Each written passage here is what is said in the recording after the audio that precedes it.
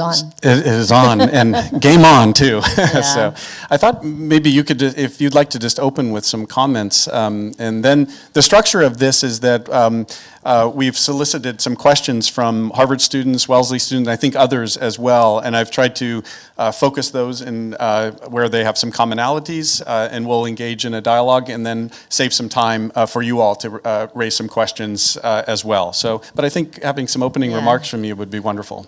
First of all, thank you for the generous introduction by our Wellesley ladies. I think, James, this is the most number of Filipinos I'm with since I arrived in the U.S. That's a good day, then. It's a very welcome breather. For those of you who do not know, James was born in the Philippines. James was born in Olongapo, right? Yeah, it's a long story. It's a long story, Hang around for the but reception, yeah. that's the reason why he's half Filipino by heart. But I'm so privileged to have been given this honor to meet you this afternoon. Students from the Harvard College and from Wellesley College, and parents and friends of students who are here with us. This is my third week, I think. This is my third week here in Harvard, and I've been doing talks about twice a day. And most of my talks have a sprinkle of Filipinos in them, but this is the most number of Filipinos I'm with, so this is a very happy occasion, James. Well, wonderful. I think, we titled this engagement, our conversation, Women in Leadership, and I think the opening remarks and introduction focused, and also those by Marky as well, focusing on the role of women in leadership and your role in that. And I think that's actually the most important place to begin, I believe, to open this up.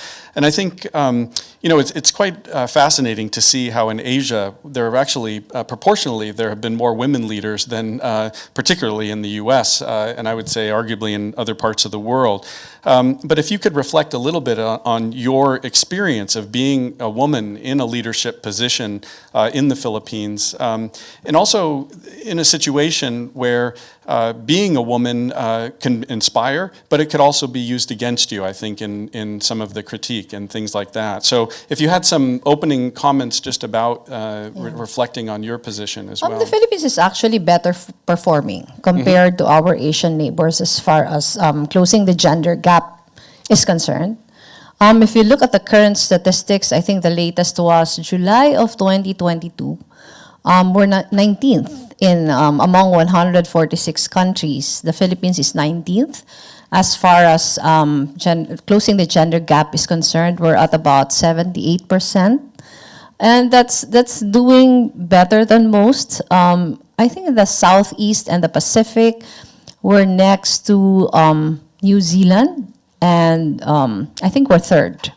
So we're better than most. But that's not a reason to celebrate, in the sense that there's still a lot to be desired.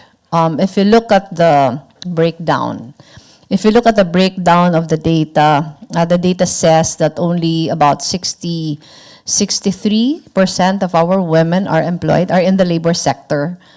Congress has only about 29% women. It was higher when I was there, a little higher. As far as women holding middle management and upper level positions are concerned in private positions, I'm quite surprised. We're only at 13%. That's low. We're performing better in many other indications except in education. So there's a lot to be desired. I was telling James earlier that before I came over, I was just at a fireside chat also. No fire also, just a chat. At the Kennedy School before the Southeast Asian Forum of the Business School and Kennedy School. And I was asked the same thing. How is it like to be a woman holding a leadership position in the Philippines? And I think my answer to that is the same as many other women, even those not holding leadership positions, in the sense that there is a feeling that we have to work double time. so that we can have the same opportunities and the same, the same treatment that our male counterparts have. Data shows that the difference in the income levels between male and female doing the same kind of work is about $2,000 per year. So, meaning to say that the opportunities are not really the same. There's not level playing field. That became more stark when I became vice president. I was at the receiving end. Those who are based in the Philippines who are here know this for sure. That I was at the receiving end of not just disinformation, but as far as this information is concerned, I was the most vulnerable because it was so easy to accuse me of a lot of things. Like, you wouldn't believe, James, what the kind of stories have been weaved about me. I have a succession of boyfriends. At the age of 57, I was pregnant for 3 years. I was married at the age of 15 to a communist leader. All those sorts of things. And if I was travels. if I was a male, I would not have gotten that kind of false information. And it was not just me. We have a senator. She just ended her term, Senator Laila de Lima, who was one of the more courageous ones in the Senate. She was very vocal against the bloody drug war that was happening in the last 6 years of the previous administration. She was a sitting member of the Senate, and because of her being vocal about human rights abuses and those types, there were a number of cases filed against her, trumped up charges. Not only that, there was an investigation conducted on her, and because she's a woman, there were alleged sex videos with her, which were obviously not fake, but would have been different if she were, male. Maria Ressa, Maria Ressa has been doing a lot of efforts on the disinformation front, has also been at the receiving end of a lot. When I was vice president, I have been publicly subjected to misogynistic remarks. At a very public event in Tacloban, city south of Manila, the president commented about my legs. I have 3 daughters, I don't have a son. Whenever any of my daughters would, be vocal about their stand on particular issues, they would receive threats of being raped, many other things. So it's the kind that is it's the kind of things that women are subjected to. So it's tough to be in a leadership role. Not only will you have to manage mindsets and cultural dictates, but you have to work extra hard to get the same kind of recognition as your male counterparts.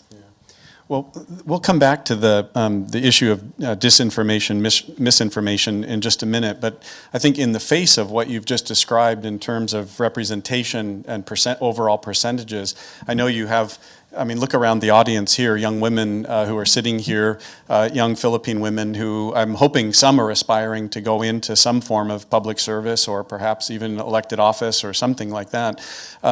Given what you've learned in your time, would you have some kind of advice for how to negotiate that situation and to try to rise up and take a position and assume a leadership position in their own lives? Yeah, I've said this already. I think I've said this twice in a similar forum. And this is an advice I want to give to all the young people here who aspire for public office later on in life, not just to the women, but also to the men. And this is a lesson I've learned from the journey I've been through. I never intended to be a public official. I was a lawyer working with the communities. I was only thrust into this world after I lost my husband to a plane crash. I had no preparation whatsoever except for my experience helping my husband navigate through his political life. But even if there was no deliberate preparation for this kind of life, the lesson really is whatever opportunity is given to you, no matter how small or how big it is, do your best. Because you will reach a stage in your life that will allow you to look back. And when you look back, you will realize that all the dots will connect. Meaning to say, in Philippine parlance, walang sayang. The Filipinos will understand this. All opportunities are stepping stones to and preparation for the kind of life that you will lead, whether you join politics or not. When I lost my husband to a plane crash, I was subjected to so many difficulties, and I'm not even talking about the vice presidency yet. And people would ask me how I survived losing a husband, going into political life, being practically on my own. And I would tell them that, I think what prepared me was the difficulty I had to go through when I was a lawyer for the very poor. When I was working for fisher folks, there would be times when I had to spend nights, lying down inside boats because there were no houses that could take me in. I remember one particular instance when I was 6 months pregnant with my youngest daughter. And because there was no house who can take me in, the fishermen we were helping fix the boats, if you can imagine all the fishing nets, they folded it one on top of the other. And it was so comfortable, James. It was so comfortable, except for the fact that there were a lot of mosquitoes. Yeah.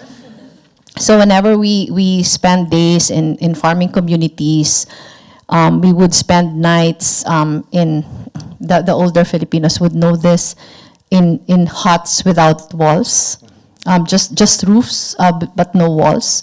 We would spend nights there again in Filipino parlance, off lang ang katapat. All the mosquito repellent lotions that we had to apply just to ward off mosquitoes. But the reason why I'm telling you this is that when all the difficulties started coming after I lost my husband, all of that made sense. Because whenever I'm subjected to ridicule because I'm a woman or harassment because of the positions I take, I always go back to the communities I've served. And I think that's the reason why I've never felt at any time in my life I felt being a victim, because I felt like my difficulties are nothing compared to theirs. I'm still so thankful for the opportunities that came my way, opportunities that are not available to them. So it's the kind of dots that connected. If my lawyering was a very privileged one, meaning to say if my practice just made me wait for clients in air-conditioned offices, then I wouldn't have been immersed in the kind of difficulties that I've seen and the poverty that I've seen, having front row seats to everything. So when I lost my husband, became a politician, and then had a tumultuous 6 years as vice president, I didn't feel like I had to pity myself, because all the difficulties I've been going through were really nothing compared to what I saw. So that's what I meant by the dots would connect later on. So whatever is given to you, nothing is too small. You have to do your best. Wonderful. And what lies, I guess, underneath that? You mentioned, facing and responding and a kind of empathy to those less fortunate too, but what do you draw on to keep the courage that you have and the resolve in the face of those difficulties? It's a little more personal of a question, I know, but deep down inside, what keeps you with such a kind of an optimism about the future and possibilities? Actually, my past experiences and the fact that I've learned how to go back to my why. when my husband was still alive, we had nightly exercise. My husband was a mayor for a long time in the city where we come from. And every night, I would drive my husband around the city. He would be my passenger, I would be the driver. And the purpose of that nightly road trip was to check, for my husband to check if our street lights were working. Because he felt that if there was one street light that was not working, or if there was garbage that was not picked up, it was a reflection of the kind of governance that he was performing. And during those nightly trips, one exercise that we did was to assess if we were still being true to the reason why we are there. And when I lost my husband, that has been my nightly exercise. But there's no one to share it with, so it's like of internalization of what's happening. So every time there's difficulty, it was not a nightly thing anymore, but every time there's difficulty, I ask myself, why am I here?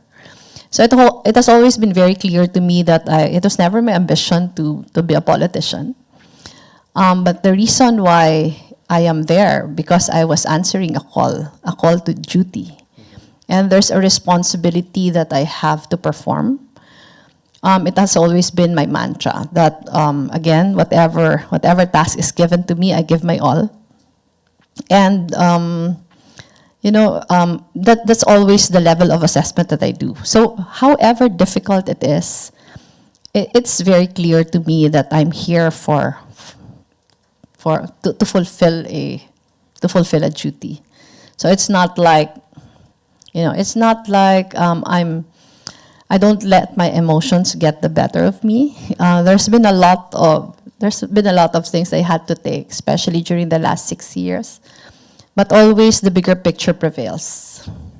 So, and clearly, it has drawn a huge following, and you've inspired so many people, 15 million supporters, rallies with nearly 500,000 people, 500,000 people showing up. And clearly I can see the excitement even in the eyes of people here for you and the work that you've done. So maybe it would be interesting just to reflect a little bit for you.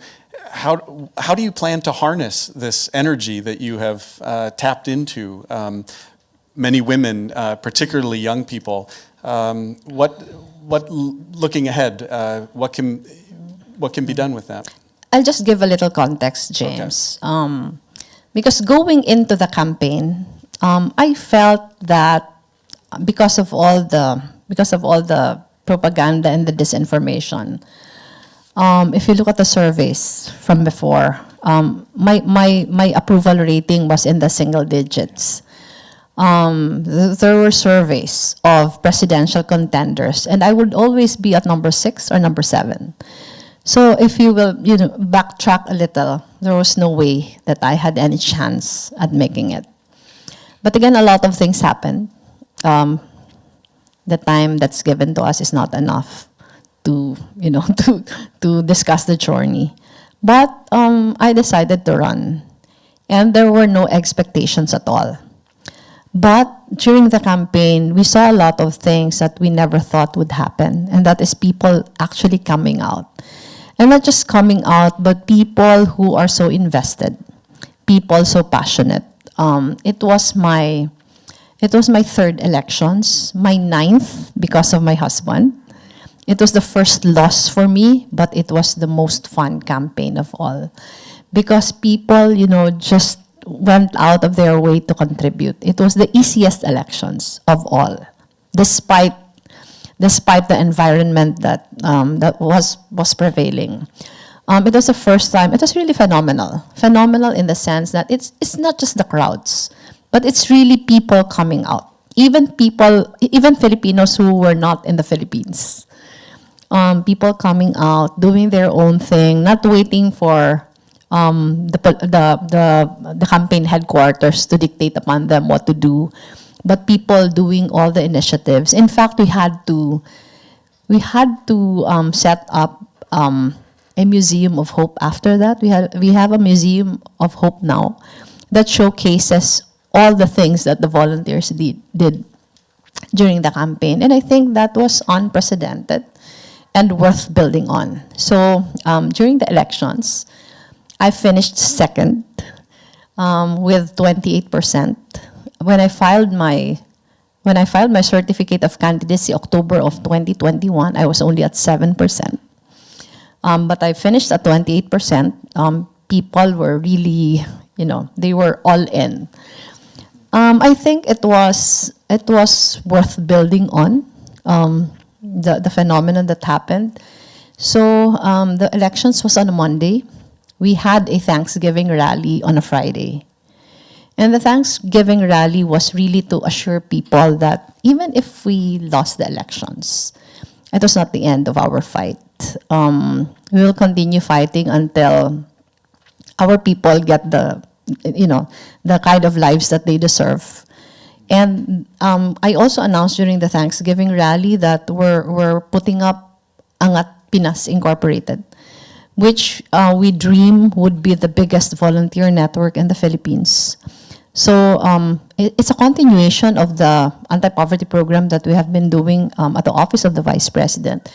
But what makes it more special now is we've tweaked the model a bit to make sure that it's not just anti-poverty program, but it's really a platform where all the people who helped during the campaign, and even those who did not help in the campaign, will have a platform where they can continue immersing themselves in community work. I think it's what will keep people inspired and hopeful that all was not lost because of the election. So it's what is occupying our time now. So I think people would be interested, I certainly am too, is that when you moved the Angat Buhay campaign into this new mode, what are some of your plans for that? What kind of role is it going to play going forward? And what sort of initiatives? When we were doing Angat Buhay at the Office of the Vice President, it was purely anti-poverty program. And the purpose of that was in a sense different, because I knew I would be sidelined by the administration. And if you look at our constitution, there's really no mandate for the Vice President except succession. So we did not want to waste 6 years doing just ceremonial work. So the purpose of that was to make the office more relevant, reinvent it, and make it a more advocacy-heavy office. So we were doing a lot of work on education, health, rural development, women empowerment, those likes. The kinds of program we were doing on education, for example, just to give everyone an idea, was we looked for places in the Philippines where dropout rates are high. We found those places, and we discovered that dropout rates were very high in some public high schools. So we went to those places, checked, assessed, made an assessment. What are the things that were causing the very high dropout rates? And most of the places, the reason for the high dropout rates was that children have to walk very, very far just to go to school. And when I say very, very far, it's an average of 3 to 4 hours walk each way, every day, just to go to school.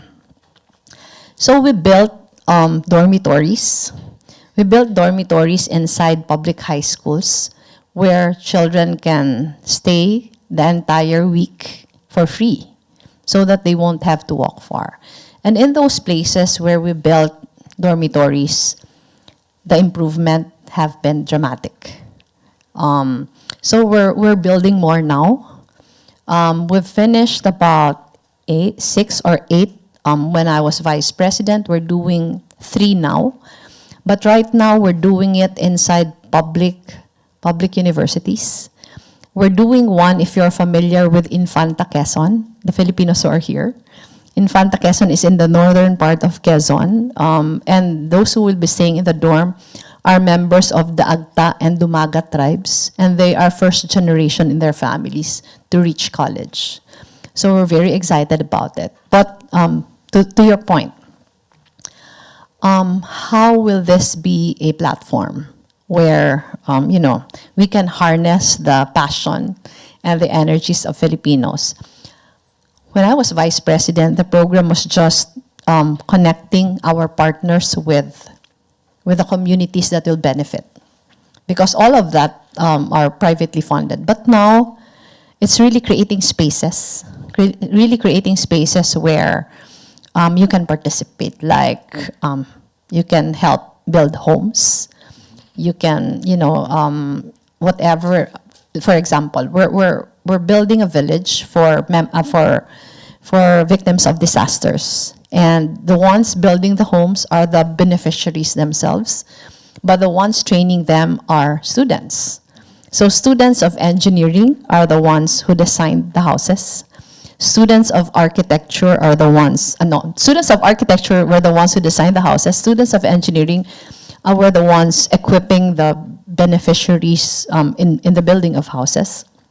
So students have been helping the residents paint the houses, do electrical work, do social preparation, do livelihood work. So it's creating spaces for those kinds of participation, with the hope that we will be able to develop a constituency that's very attached to the normal Filipino difficulties and problems that people face every day. We feel that it should not be directly political, in a sense. Having a lot of young people involved in our programs keep them grounded, and the feeling of being attached to something bigger than yourself, I think, is a very good way to hone leaders in the future. Well, good. I hope that, in the future, the Harvard Philippine Forum has a service trip over the winter term that goes to the Philippines and does this kind of work. And I think that spirit, we're also hoping, in the Asia Center, we have a disasters and refugees section that we're also working with people in the Philippines. So I'm really glad to hear that this will continue on. Hopefully we can join some forces there. So looking ahead, actually looking back and looking ahead at the same time, so you laid out some of the challenges that you faced and some of that inspiration. Are there things that the service that you've already done for the Philippines and the lessons that you've learned along the way that are informing the next stage of your journey, either in politics or in another sphere in the Philippines as well? What are some of the passions that you have for pursuing into the future? And perhaps related to that, if you might reflect a little bit on what you think about in terms of the path forward for the Philippines itself and your role in helping to build that next stage. The first question, James. The one that's occupying my time now is really Angat Buhay. So I'm chairman of Angat Pinas Incorporated. Even now that I'm here, I do a lot of Zoom meetings, managing. There's a very able group that's managing Angat Buhay, but I'm still on top of it.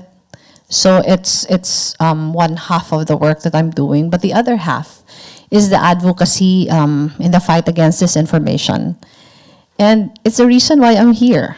Actually, there's a lot of interest from the West. There's a lot of interest in the Philippines because of how disinformation has affected our democracy. How disinformation has brought about populist leaders. So there's a lot of interest in that. I've been invited by the Kennedy School to be a Hauser Fellow, specifically for that particular purpose. So I'm doing an intensive course now. I'm doing a lot of things, but the intensive course is about how disinformation has been threatening our democracy.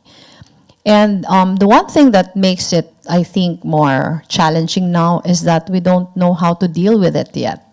There's no playbook available. It's not like we have best practices already.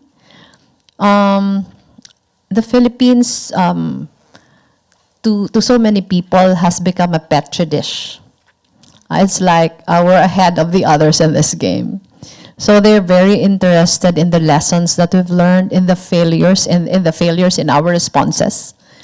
So that's a very challenging thing. Now, I've been getting a lot of invitations aside from Harvard to talk about it. I got an invitation to speak in Zurich for for the same topic. I'm participating in an Obama Foundation thing, and this information is also the topic. I have an invitation in Oslo, same topic. So it's like, this is a joke, James. Don't take it very seriously, because I'm being trolled still for being in Harvard, and I noticed, yeah. I want to tell them that thank you. It's because of you that I'm here. Yeah. But of course, but it's been a challenge. It's been a challenge in the way that it's not like we can tell people that this is how you fight it, because they don't know.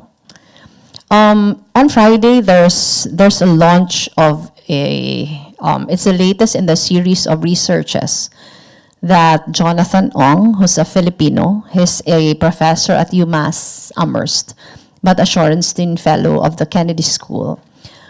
He's been doing a series of researches on disinformation in the Philippines. The latest in the series is on the 2022 elections and how disinformation shaped it. It will be launched this Friday. And I've seen the draft of the report, and there are a lot of recommendations there. But because there are no best practices yet, even the proposals for how you fight it, there's been a lot of debate also. Like, there's a group that's advocating fighting fire with fire. I'm not very sure about it. A lot of supporters are actually quite frustrated with me because I haven't filed cases yet, but I want to do it the right thing. It's the easiest to use your emotions, because, when you're being trolled, you want to get back. So to get back, the easiest thing is to file a case just to scare the one that's trolling you. But I don't think that will contribute to the bigger picture. So I want to do it right. I've been working with a lot of, there's a big group in the Philippines already that's been doing a lot of work. There have been a lot of studies already that's saying this is not effective. For example, a lot of groups in the Philippines are doing fact-checking now. I'm sure you're aware of that. There's a lot of fact-checking sites already in the Philippines. While it's important, all the data shows it's not enough because of how social media works. Social media works on algorithms, and the fact-checking that we've been doing all these years are confined to the echo chamber. But we have been unable to, to penetrate the fortresses that they have created. So there's a course in MIT that's more tech related. So the idea is to bring everyone to the table and, discuss and convince everyone that this is the fight that we should all be together in. So I think I'm being led to that in the sense that perhaps because I'm one of the most trolled, they think that I'm in a better position to discuss it.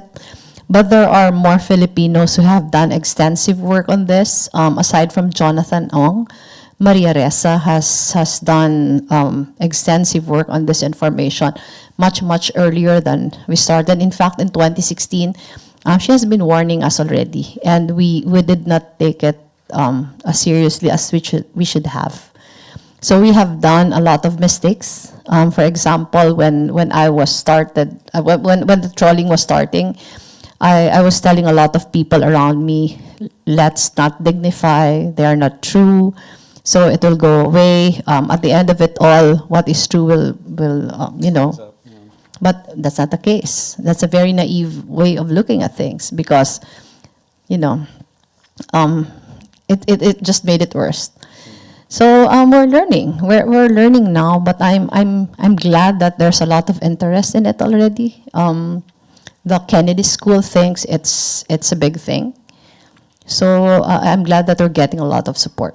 Yeah, I really hope, I mean, this is something definitely that the rest of the world can learn from. It's still a big issue. I mean, we've identified the illness, but haven't been able to come up with a cure to this problem. I'm mindful of the time and want to make sure to engage the audience here too, but I thought I would end with my comments, or at least, or questions to you, with one final one, which is to say that you know, we look out here at this audience, but I also know the Boston community has a very active Filipino community, and there are many students from the Philippines that are in different universities here.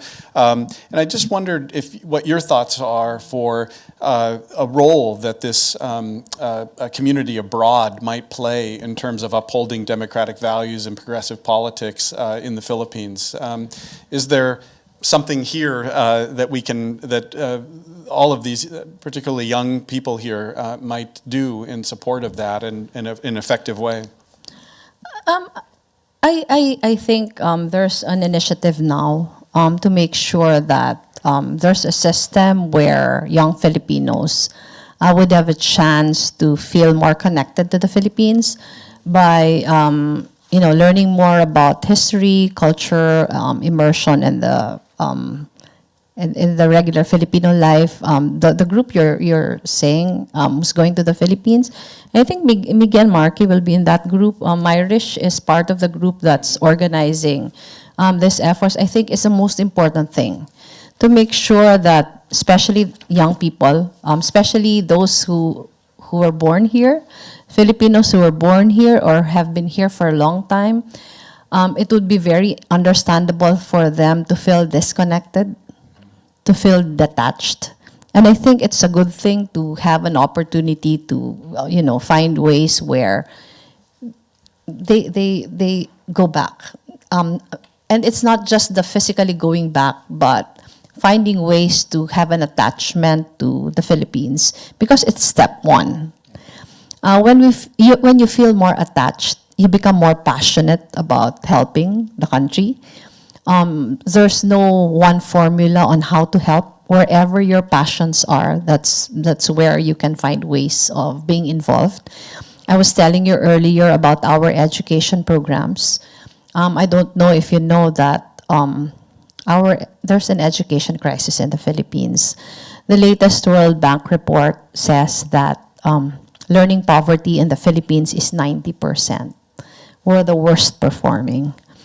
Next to us is India and Indonesia, and they have population so much bigger than ours, but their learning poverty is 50%. Ours is 90%. So it just compounds to the entire difficulty. And as far as Angat Buhay now is concerned, we've set up community learning hubs doing tutorials in reading and math. It's one of those things you can become involved in. There's a lot of opportunities. Our responsibility is to make sure that those opportunities exist. But it's really going back to your roots, understanding. Not a lot of Filipinos know about history, even Filipinos in the Philippines. There's not a lot of effort that's been exerted to make sure that we don't repeat the mistakes that we've gone through in the past. So we should catch up. And there's been a lot of interest from the young Filipinos everywhere I spoke here in the community. There's a lot of interest in, you know, how can I help? So I think what Myrish and the group are doing is number one need. It's filling up that platform, putting up that platform where Filipinos can become connected again. I mean, that's one role that I'm hoping that the Philippine lecture series can do as well, is to inform through understanding of history, but not just stopping there, but also, you know, basic things on arts and culture and other events and things that we can all do. So let's, if it's okay with you now, then we'll turn it over to the audience. We don't have a large amount of time. I think we could probably go a few minutes past our, we started a few minutes late. And I believe somebody has microphones that if you could keep your question short, that will help for us to hear from more people. And if anybody wants to raise their hand, they can, or begin, I see two up right away, but I want to make sure I'm looking in this direction too. Okay. So why don't we, yeah. Here. First here, yeah. Jeremy. Hello, I'm the first one. Thank you so much, VP Leni. Actually, just to let you know, on the Zoom call right now, on this talk, are children of overseas Filipino workers in Amman, Jordan, who have known in my work, and they're here in support of you, and this question is for them. I've also asked the same question to Maria Ressa when she was here at Harvard. So for many people, we have all looked up to you and your place and your life of public service. From your perspective, for you, who are sort of the heroes that you look up to? The bayani. Sino pong inyo pong mga bayani po? Alam mo, mahirap pag ang tanong Pilipino kasi sasagot ka Pilipina din. And if if Harvard was teaching Tagalog here, we might actually be able to do an answer here. That is what we were talking about earlier, that Tagalog is not being taught in Harvard when it should. But you know, I'm going to depart a little from that. But to your point, you said that you're asking this in representation of all the children of OFWs. Because in the Philippines, we've been saying that our overseas Filipino workers are our heroes. But you know, we have not been taking care of them enough. I discussed this with Jeromel already. Nag-usap na kami ni Jeromel na matagal. I've discussed this with Jeromel already. I feel that to show our reverence and our gratitude to the OFWs, we should prepare for, you know, working abroad should not be the life, but it should be, you know, it's just a process. It should not be the end goal of everything. So because that is the case, there are a lot of things that we can do to show our gratitude. Some of them short-term, some of them more long-term. I was telling Jeromel that there are a lot of opportunities where we can better the lives of our OFWs. Like, for example, I've talked about this a lot during the elections, and I've been trolled. We have a lot of Filipinos who are seafarers. A lot of the seafarers are, you know, regular seafarers. Only a small percentage are officers. And before you become an officer, you have to undergo training. And, you know, it's a paid training. And I've been saying, we've been allowing Filipinos to leave the country as seafarers. But we're not making sure that they're well employed. In the sense that if they want to go out, we should equip them. We should help them, you know, qualify for officership. Because the conditions of employment is so different among officers and regular seafarers. So that's just an example. We have a lot of teachers, nurses who are going abroad and not performing the profession they've been trained to. For example, trained teachers in the Philippines go out of the country and become caregivers. They become caregivers because they're not equipped with the accreditation and the skills that's needed for them to perform their professions in the country, in the host country. So that's one of the things we can invest in. But also to make sure that working abroad is not by need, but because of choice. A lot of Filipinos leave the country. There's a lot of social cost involved, but they leave the country because they need to. It's very difficult to leave your families behind. But, you know, if you think about not having the kind of employment that will send your children to school, you go abroad. I don't think it's wrong to work abroad, but it should be because of choice, and not because you have to. When I was a lawyer, I've been lawyering for families who were disrupted because they had to leave because of work. So we have to take care of them. I was telling Jeromel that it is my dream to put up migration centers in the provinces where not just OFWs but also their families can benefit from.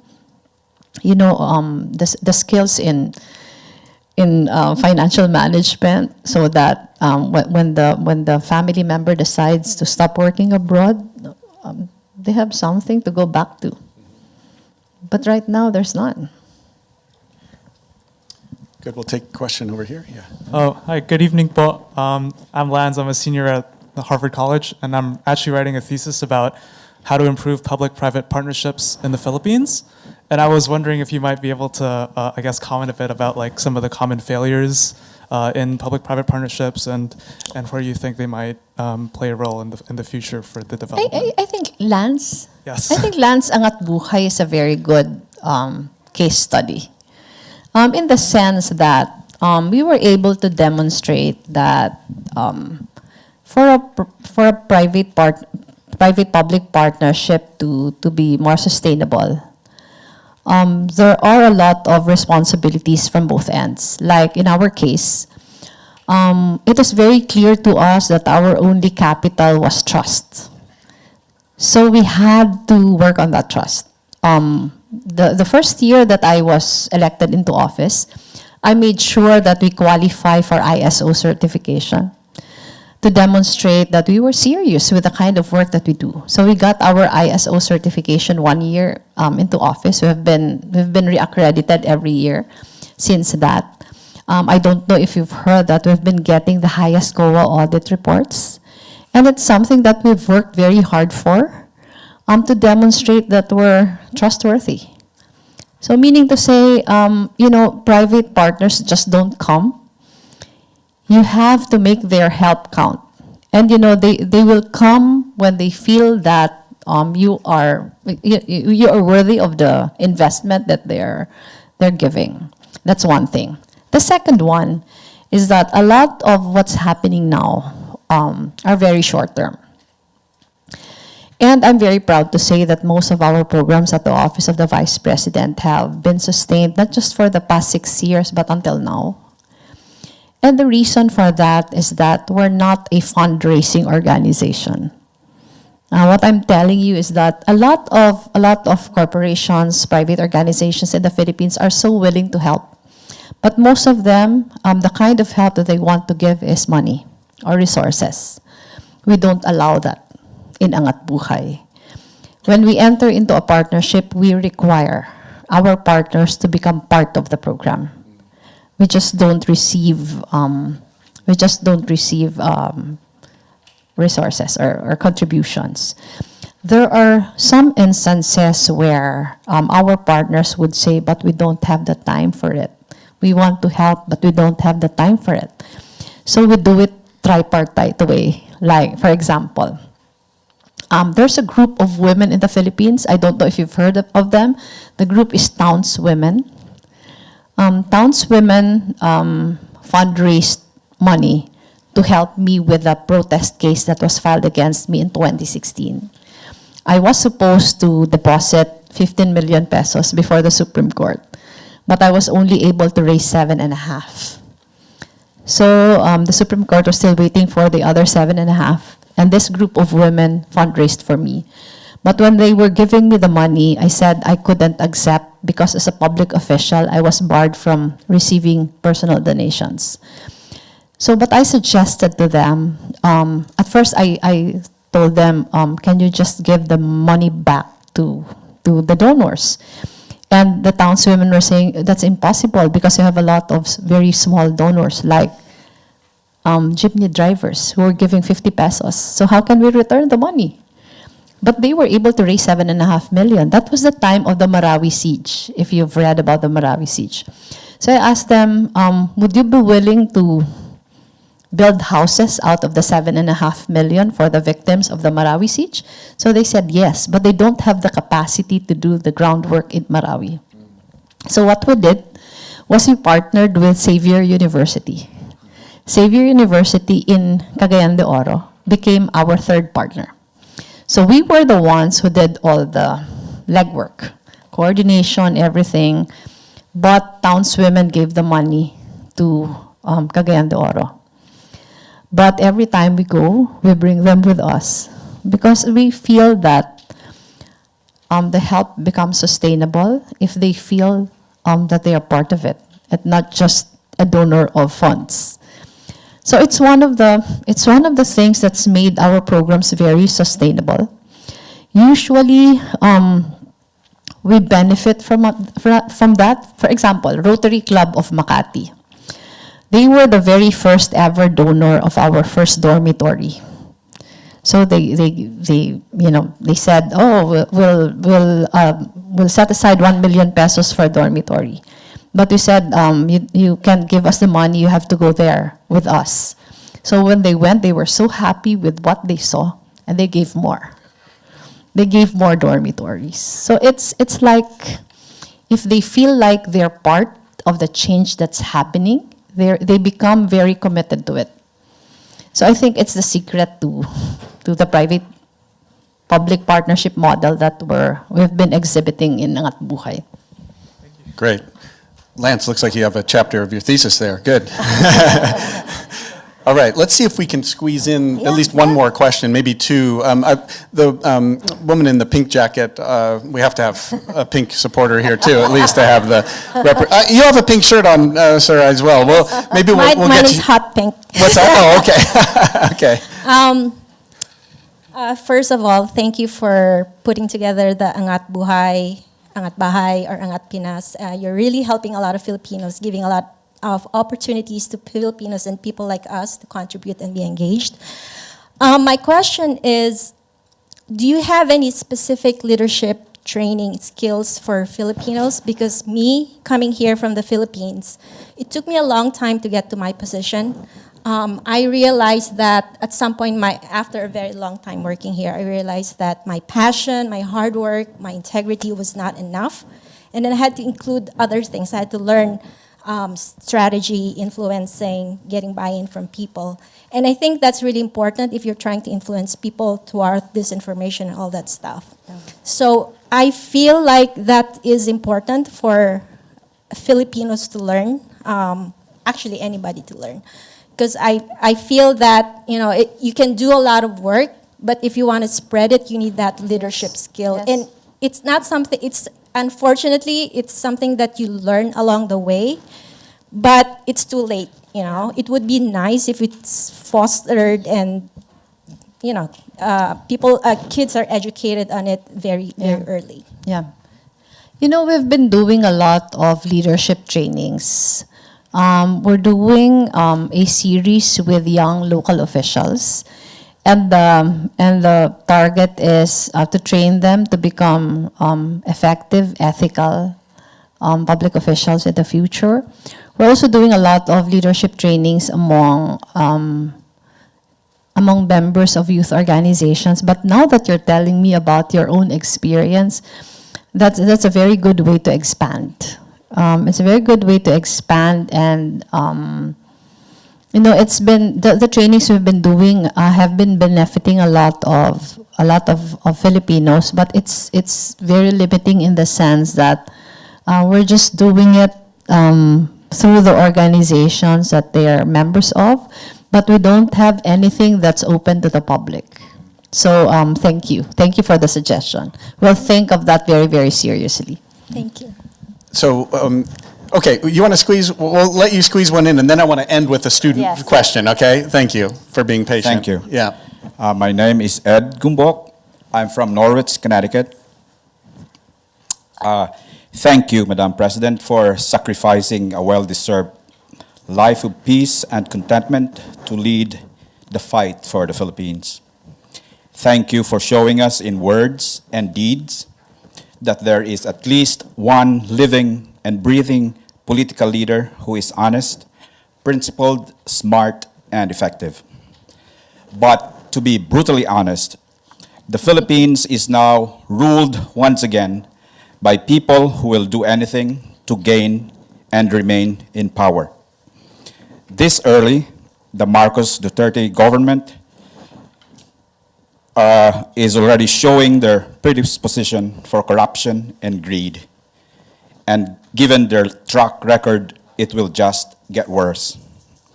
And so whenever I talk to family, friends, and the people I respect most back home, they believe that only one name can inspire, lead, and call on millions of Filipinos to effectively and lawfully fight the malignant spirits in Malacanang. Leni Robredo. The time for you, Madam Vice President, to lead us again. By that, I mean leading lawful street protests, peaceful demonstrations, may become inevitable. It may be sooner or possibly later, but it will come. Some leaders have criteria, a red line that must be crossed perhaps, or an unforgivable criminal act for them to openly come out and say, enough is enough, this has got to change. In your case, Madam Vice President, what would those criteria or red line be? It's a tough question. That's a long question. I was trying That's to a keep tough short, question. but Yeah. But you know, I think the assurance is that I think my track record speaks for itself. I have not deliberately sought public office, but every time there was a need to step in, I did, despite the opposition from my own family. So that's one. The second is that I think I got the ire of the previous administration because I was not willing to. There were a lot of red lines. There was a lot of red lines that I was not willing to compromise to. One of that was the bloody war on drugs. The second was the incursions in the West Philippine Sea. So I knew for a fact that as Vice President, people would want me to be supportive of the President. That's the Filipino psyche. That, you know, people will not look kindly on a Vice President that opposes the President. But because of the red lines, I staked my cabinet position. A cabinet member should be the alter ego of the President, should not, you know, should not say anything that's against what the President stands for. But I crossed that line because of the red flags that were that could not be the subject of compromise. So it's that. But having said that, I don't think that the entire fight for democracy should be dependent on one person alone. There are a lot of good public servants, but a lot of them do not have the courage to keep on fighting because, you know, the feeling that there is not much support. But what you have shown during the elections was that there is every reason for us to be brave because you are behind us. So I just hope that you continue supporting good public officials because it is where we derive our strength from. I was very shy before, James, believe it or not. I was very shy before, but when circumstances require, I shed off that shyness. And, you know, during the campaign, I was so energized by the kind of passion that the supporters have shown. So if you keep on showing that support, you keep on pushing back, I am sure there are a lot of public officials who will be as brave as I have been. yeah, good. Wonderful. Thank you. I think a round of applause for that one would be really good. So I'd like to, like I said, to end with a student question in the spirit of this event as well. And then please, everybody, rather than departing, we have a reception prepared out for you in the concourse just outside of this room. So hang around, chat with each other, eat some food, and But let's please have a last question here, and we'll keep it reasonably. I'll try my best. Okay. That's not a promise, is it? So, Madam Vice President, thank you for speaking. I really enjoyed listening to you. My name's Jose. I'm a junior at Tufts University. So I'll be seeing you on the deck. you'll be seeing me in the 10th. Yeah, I was on emailing you. So my question for you is that this year was your second election against Marcos. So we had two elections, two very different results. People like to attribute fake news a lot to what happened this year. Do you think that fake news really was the sole deciding factor? If not, what else do you think came at play? It wasn't. It wasn't. But a lot of Filipinos, have been very frustrated.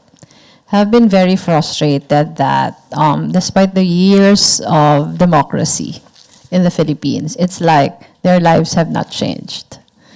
If there were improvements, they were very incremental. So a lot of people, there was a simmering frustration. And fake news weaponized that. So it's like fake news was the vehicle. It was not the one which caused it, but it was the vehicle. It was also the vehicle why the populist leadership was able to flourish. We have seen over the past 6 years that accountability is not a big word anymore. As far as public officials are concerned, there's not much demand for transparency anymore. If you look at the budgets, there's a huge chunk of the budget for intelligence funds, and it's not audited. But there's not much pushback there because of disinformation and propaganda. So what's the difference between 2016 and 2022? In 2016, there was fake news already, but it was not this big yet. Traditional media was still the biggest source of news before. We all knew what happened in the last 6 years, the shutting down of ABS-CBN. It sent a chilling effect on traditional media. And there's been a lot of, if you look at, there's not much pushback because the narrative is that media is corrupt. They don't deserve our support because media is corrupt. It might not be 100% false, but as far as traditional media is concerned, at least there's accountability. There's regulation. But as far as social media is concerned, there's none. A lot of people are able to spew a lot of falsehoods because of the anonymity. So the polarization has been great because of how social media works. Again, there's a lot of people who do not have access to the truth anymore. So even if there's a lot of fact-checking, they don't reach people who should have been reached by fact-checking. So 2022 was ripe for that. There's a lot of work that needs to be done, and we should all be in this together because our democracy is at stake. It wouldn't help just adding to the polarization. I don't know if you've heard about my Radical Love campaign. Nobody believed me about Radical Love because they felt that it was better to fight fire with fire. But if society becomes more polarized, then no one is listening to anyone anymore. So we want to do things right. That's why we have been listening to a lot of experts in the field who will be able to guide us and navigate this fight. But we hope that you will be with us. Great. That's a nice, optimistic ending to this. Yeah. So Thank you very much. And let me just, before inviting everybody out into the concourse, first of all, thank the Wellesley, Kapatid and Eden and Geneva for helping to organize this as well, and also the Harvard Philippine Forum and Anjali and Miggy and Marky for helping to really put this together. And most importantly, I'd like to thank Vice President Leni Robredo for taking a time out of her extremely busy schedule. It's a very tight time that she's here, and as you said, two different lectures and things that are happening every day as part of the Hauser program. But thank you for joining us this evening, and thank you all for coming to this event as well. Thank you. Yeah, and another round of applause for Leni Robredo.